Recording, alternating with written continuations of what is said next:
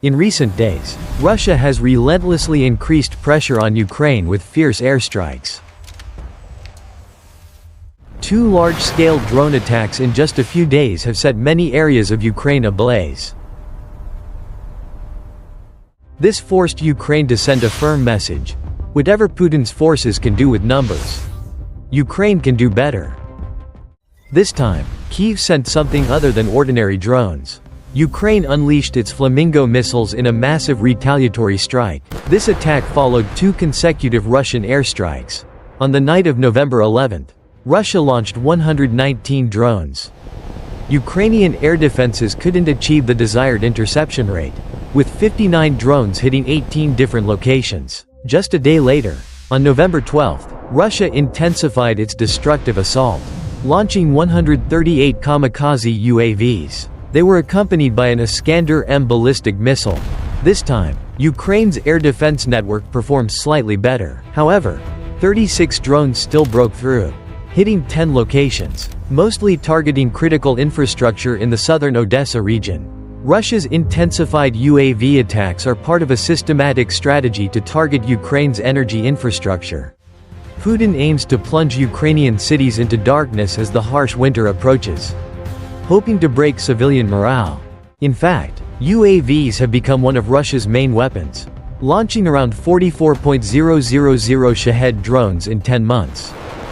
This shows Russia has successfully ramped up its UAV industry to overwhelm Ukraine's air defenses with sheer numbers. But Ukraine would not sit idly by. Kyiv was ready to launch a powerful counterstrike into Putin's Heartland.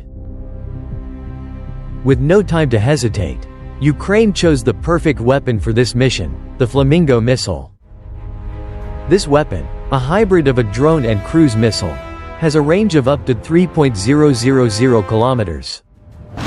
This is enough to strike nearly all of Russia's critical military infrastructure, including the capital, Moscow. Its 1.150 kilograms warhead can flatten fortified structures and systematically damage Russia's vital oil infrastructure. The absence of tomahawks may have made Putin believe Ukraine couldn't retaliate, but the Flamingo proved him wrong. On November 13, news agencies reported a devastating Ukrainian retaliatory strike, initially appearing to target the Russian city of Oryol.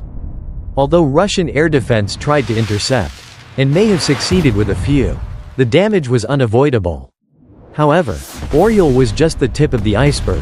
Hours later, Ukraine's general staff announced a much larger operation. The campaign targeted dozens of logistical and military facilities across Russia and its occupied territories. The statement specified the use of strike UAVs, jet drones, and various missiles, including domestic weapons like Flamingo. Ukraine's fiery Flamingos and UAVs flew across Russia, starting around 5 p.m. on November 12 in the Belgorod region. Next was Krasnodar Krai, where a destroyed substation caused a blackout, showing Putin they could cause similar chaos. Ukraine then hit occupied Zaporizhia, where videos showed Russian air defenses working at full capacity. Then, another infrastructure facility in Krasnodar Krai was hit, likely near the Afipsky oil refinery. In Oryol, despite Russian interception claims, photos showed structural damage at a thermal power plant. Finally, Crimea, major explosions were heard in Feodosia, home to a sea oil port previously targeted by Ukraine. Other high-value targets on the peninsula were also hit, including UAV storage and oil depots. The aftermath was clear. A massive fire raged at an oil facility, sending a huge plume of black smoke skyward. The attacks occurred, yes, Facing this large-scale attack, Russia remained almost silent, with only the Oryol governor acknowledging some damage. Most importantly, this attack marks the first time Ukraine has officially confirmed the use of the Flamingo missile. Although President Zelensky had hinted at it before, this is undeniable proof that the Flamingo is in combat. Ukraine is now seeking to ramp up mass production of the Flamingo, potentially achieving this goal by late 2025. However, there is a potential obstacle. The manufacturer is currently under investigation for allegedly inflating component prices. Regardless, for the Ukrainian people, Their military has just delivered a thunderous response, showing Putin no attack will go unpunished.